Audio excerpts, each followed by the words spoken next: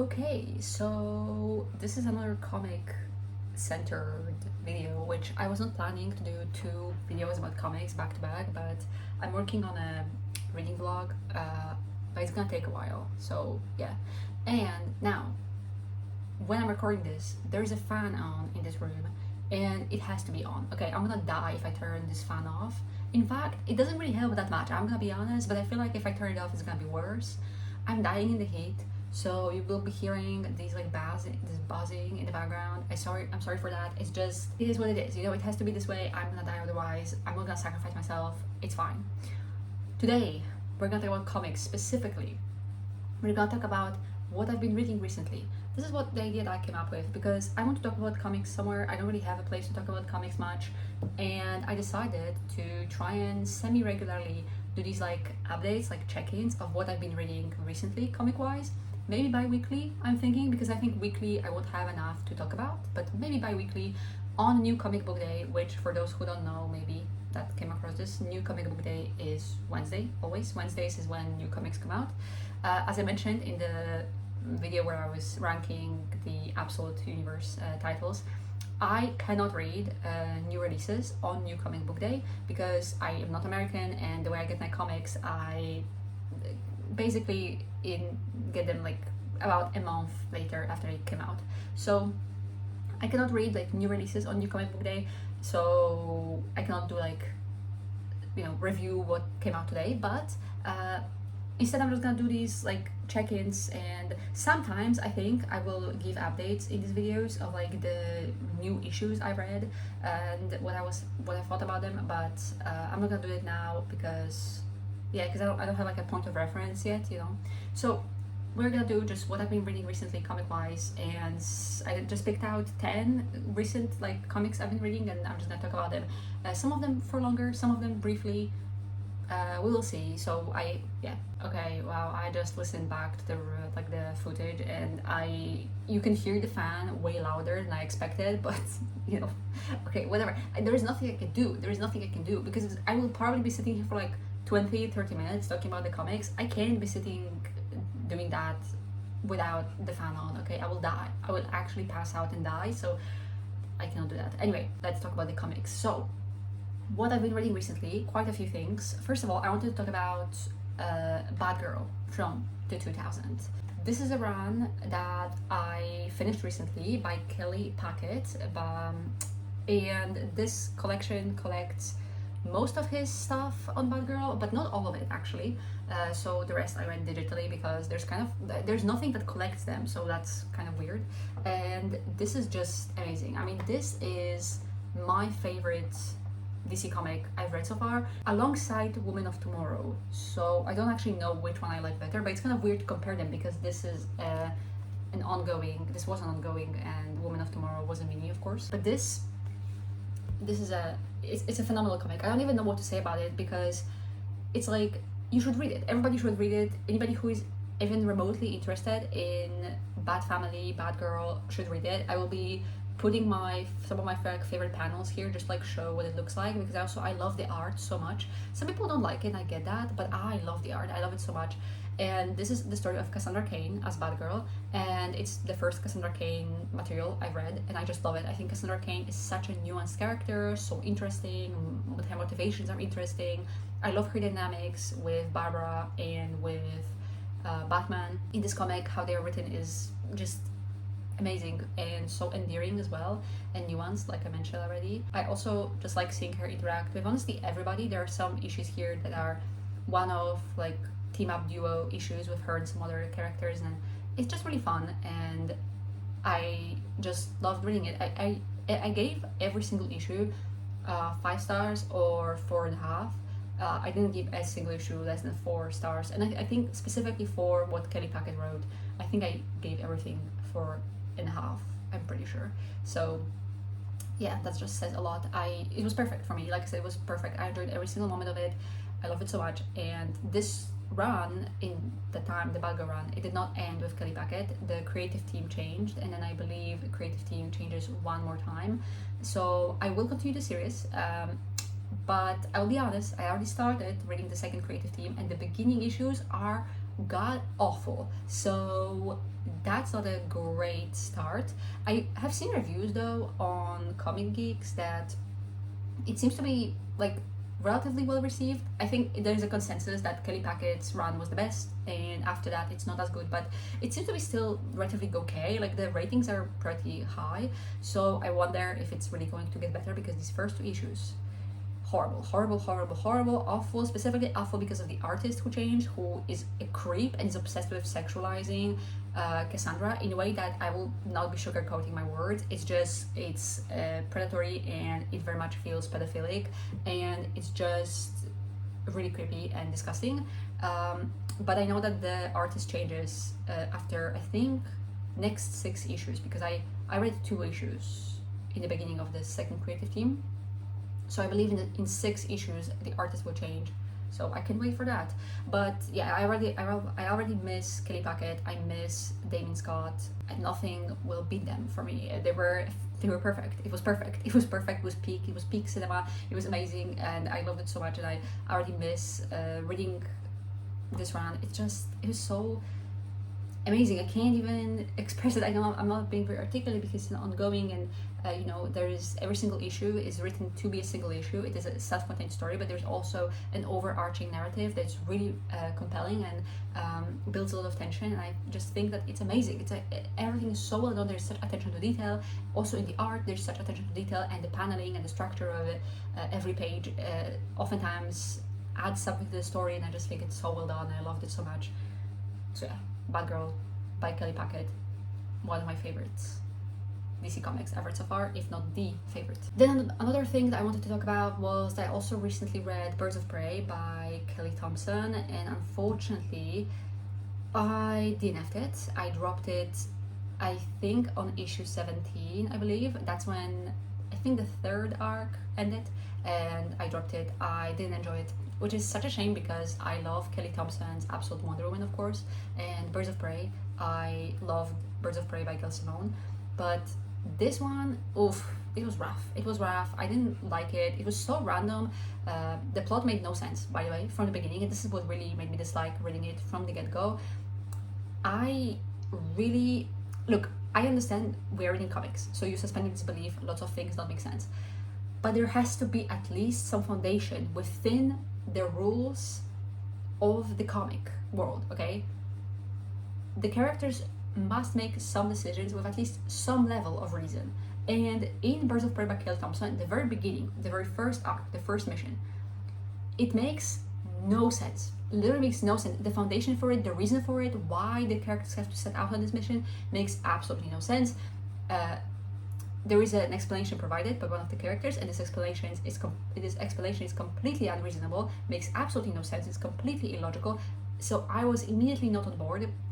And frankly, it only gets worse. I don't like it. I don't like how the team changes all the time. I think it's a cool idea, but I don't think it was executed well. I think it's boring. I don't think it's interesting. The artist also changes all the time, which is a shame because I really enjoyed the first artist, like the original art style that the series had going on, but then the art starts changing all the time, and then I just didn't really like it anymore. And frankly, I'm sorry to say, but a lot of the art that came later that started changing was worse than the original artist, in my opinion. So I just didn't really enjoy it, and I dropped it, and it's a shame, but it is what it is. Moving on, I also am currently reading Batman, the New 52 by Scott Snyder. It is good, but I don't love it, and I don't know why. I really don't know how to even justify my opinion because I don't know why. I don't know. I cannot pinpoint why. It's perfectly fine. I started it with the DC Compact Edition, and I really enjoyed the first arc, the Court of Owls, and it was really fun. It was tense, it was engaging, and as we moved on from that, I just have been enjoying it less and less. I don't know why though. Like, I can recognize that it's good. I can recognize why people love it so much because it is a very beloved run, and I understand why people love it. I do, but I just don't feel this way. I feel really indifferent to it, and I don't know why. I can't pinpoint why. So I don't really know even what to say. The art is really nice though, I will say that, and yeah, I don't really even have anything to say because it's like I've been giving most issues 4 stars, which is a good rating, and I'm giving it 4 stars. It's nice, but it's not a very passionate 4 stars. So yeah, it's okay, you know. Then also I've been reading The Nice House by the Lake and The Nice House by the Sea as well. I am all caught up with this series and I love it. I love it. James Tynion did it again. I really like James Tynion. I love his ideas. I love horror comics, and I know that James Tynion is, you know, he likes to stall, I would say, both because he often has delays, often takes breaks on series, but also in general I think the pacing of his comics that I've read so far always eventually becomes quite slow and moves at a pretty slow pace. But man, I eat it up. I eat it up every time, and I really enjoy his stuff, and I really enjoy this one as well. It is really cool. I like a dystopian kind of setting, and this sort of leans towards that, but it's more than that, it's a bit different, but it leans towards a dystopian setting, and I really enjoyed it. There's a mystery to it, and there is this feeling of tension and stress for the characters, and I enjoy the characters. So yeah, this is really, really cool, and I love the art so much. I love the art. I probably will show you at this point some of the panels. It's just really, really cool. I absolutely loved it. So I've also been reading the new Teen Titans by Wolfman and Perez, and the new Teen Titans I actually started reading a while ago, and I paused it at issue 6, not because I haven't been enjoying it. I've actually been enjoying it a lot, but because it takes a long time to read it and there were so many things I wanted to read, I just paused it, and now I've returned, and I love reading the new Teen Titans. First of all, it does take a long time. I'm gonna be reading this series forever, because something about older comics, they're way more dense, they have way more story in a single issue. It takes me like half an hour to read one issue of this, which is crazy, frankly. But I love the art, I really enjoy it. I enjoy the characters. I really like learning more about them because I was a big fan of the Teen Titans original TV show, the animated TV show, when I was a kid. And I really like reading the comics and seeing how different these characters are in the comics versus in the show. For example, in the show, my favorite character was Raven. I was in love with Raven. I had a crush on her. I was in love with her. And also, I really liked Beast Boy, because Beast Boy, his power set was my favorite type of powers as a kid. As a kid, if you asked me what superpower you would want, turning into animals, that is the best thing ever. Like that, I would do anything for that, and I still think it's one of the coolest power sets. And I know it might not be like the most powerful. I don't care. Okay, I love it. I love the idea of a changeling. I love changelings in general as like creatures in any kind of fantasy books that I read. I love changelings in The Witcher. They're called doppelgangers. I just love it. I love Beast Boy's power set, but I will say, in the comics, he's kind of an asshole. I don't enjoy him as a character so far. And Raven also is quite different in the comics. She has a very different power set, the way it's presented. But I really enjoy it, actually. She's much more like a supportive, defensive kind of power set. But I enjoy it. I think it probably is not going to be utilized in the best, most interesting way. But regardless, I still really like it. And I will say also, the comic is making me a massive fan of Starfire, which is, I feel like, very predictable. I feel like most people are a fan of Starfire, and I get it. I mean, she's amazing. I really enjoy her, and I love her powers. I love her personality. I think she's so enjoyable, so endearing. I just love her, and I love her design as well. I love everything about her, and I really enjoy Cyborg as well. I think he reminds me a lot of Gunny from Dimension 20's Starstruck Odyssey, which is really fun. But yeah, I really enjoy Cyborg as well, and the whole team, I just really, really enjoy it. I enjoy them, I enjoy following them and the story, and I am very much looking forward to what's going to happen now, because I've read 7 issues so far. So basically we finished like the first kind of arc of the series, so I'm wondering what's gonna happen next, and I'm very excited to continue reading it. And again, it's probably gonna take me forever, but hey, whatever, you know. And also, speaking of, I really want to see Wonder Woman and Raven team up. I think that they should definitely team up. I think that there's something could be cooked there, you know. I feel like there's really a potential there for a team up between them. I don't know if there has ever been a team up between these two in mainline.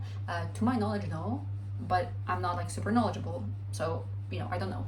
But I think there's maybe even higher chance of them teaming up in the Absolute universe. Oh, I would kill for that, because you know, Raven is a witch, basically a sorceress, And Diana in Absolute Universe is also a witch, and we've seen Raven in the Absolute Universe. However, she's only appeared in like these historical flashbacks, specifically in Absolute Superman. But I would love for her to appear in the present timeline in Absolute Wonder Woman. I'm manifesting. I am manifesting, okay? I also quickly I started reading Outsiders. I've only read 3 issues so far, but I really enjoyed it. That's why I wanted to mention it. Honestly, this is not very interesting. I don't have a lot to say. Like I said, only read 3 issues, so I'm very new to this team, but I really enjoyed the characters. I really enjoyed these first 3 issues, the action of it, the story, how the team works together. I find them very interesting, and I find interesting like their power sets and how different they are. So I'm looking forward to continuing it.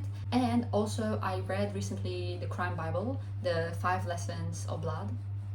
Yes, I have it written down. 5 Lessons of Blood, which is Renee Montoya mini, and I really enjoyed it. I just want to read more with Renee Montoya because I really like her as a character. I'm interested in her, and this one was fun. Do I understand the religion of crime in DC? No. And I've read multiple things now that feature the religion of crime and explain it in some way, and I'll be honest, I'm a little bit still confused. I don't really understand the religion of crime in a sense that I don't understand what their motivation is and what is their end goal, like what they want to achieve. It's a cult, I know. But do they have any like purpose? Like, do they have an aim? Do they have goals? I already know what the point is. Like, I don't really get it, but I kind of get it, but kind of not. I don't know. It's weird, it's confusing. But I really enjoyed it, actually, this mini. It's only 5 issues, but it was fun, it was enjoyable. I like Renee, so... I also somewhat recently read Catwoman, the run by Joel Jones.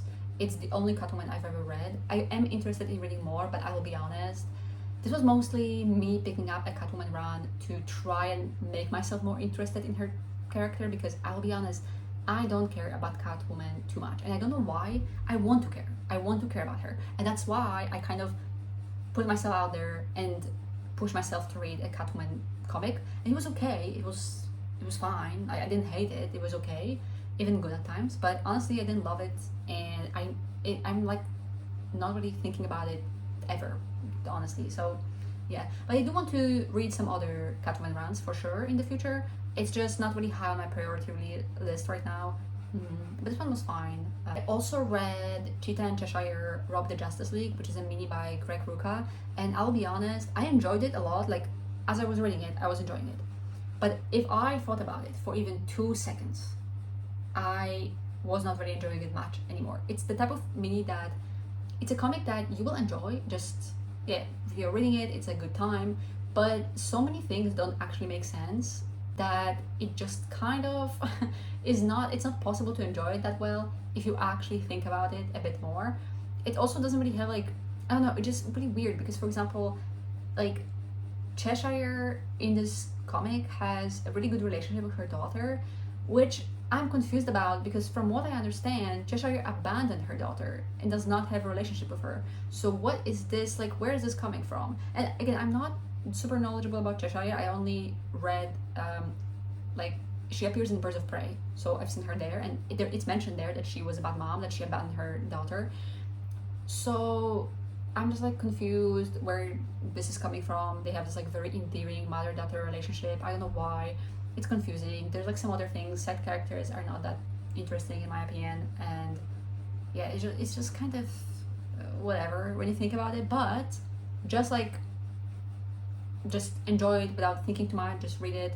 It's really enjoyable. So for that, I will say that it was okay, and I did enjoy it. So yeah, and then the last thing I wanted to talk about was Wonder Woman. So the last thing, because I've been reading Wonder Woman by Gail Simone.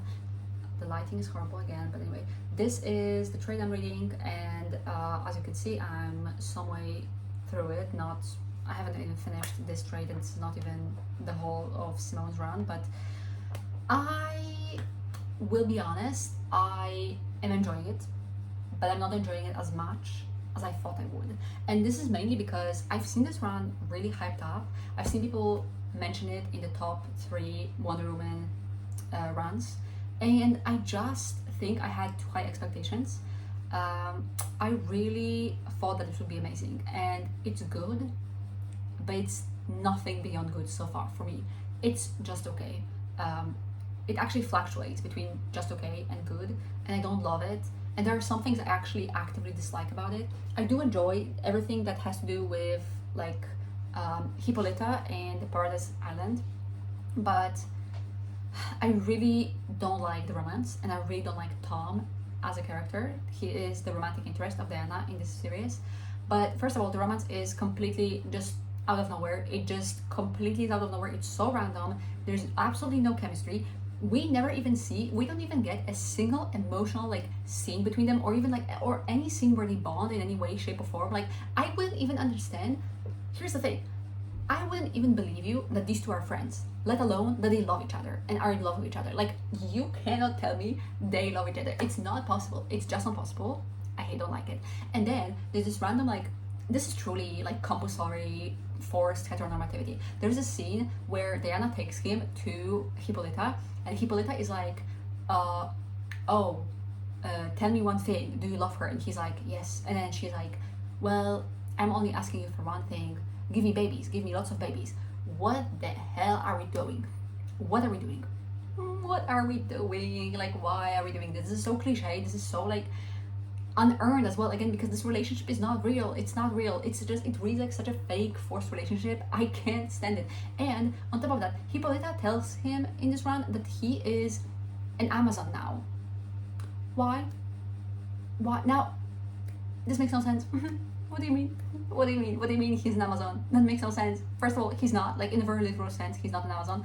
Secondly, he cannot even be an honorary Amazon. He didn't even know that these existed for a while. Like, he only learned recently the Amazons existed. And also, he, like, in what way does he embody like Amazon's values and culture?